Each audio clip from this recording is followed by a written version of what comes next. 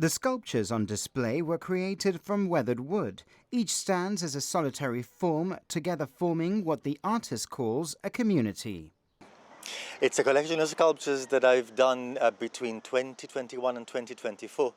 And I saw the amount of work that I had. I've got much more than this. I saw the amount of work I had and I thought it needs to be together somewhere.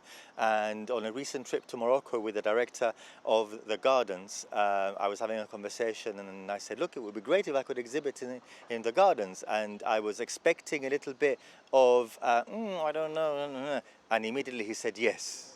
And he said, just email me on Monday. So I thought I did that, and that's how it's worked out.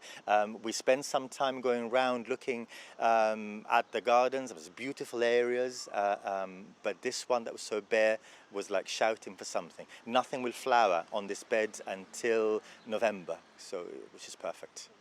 And what are we seeing exactly? What can you tell us about these sculptures and what they're trying to say? There's a number, about half of them are from an exhibition that was called The Apostles.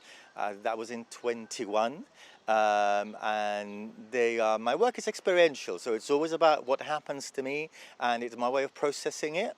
And then there's a section a little bit behind me, and you've got members of the jury, you've got the judge, you've got Judas, again, so a lot of storytelling. If you knew me well, you'd be able to assign the sculptures to certain chapters of my life. And I think that is what my work is about, really. I go through experiences, and maybe 2 or 3 years later, I process it in a very creative way. Some people write, some people go to therapy, I make art. And that's what you'll see. A lot of it is driftwood, which is another one of my things. No, I think that driftwood, it used to be a tree, used to be a beautiful tree standing tall, and then for whatever reason it is torn down, fallen down, storms, and is weathered. Driftwood is weathered, it needs to go through storms, and it comes out the other end being something very, very beautiful. No? And I've enhanced that, at least I hope I have.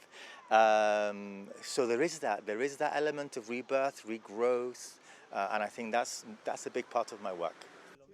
The sculptures adjacent to the cottage at the Botanic Gardens will be available to view until the 12th of September.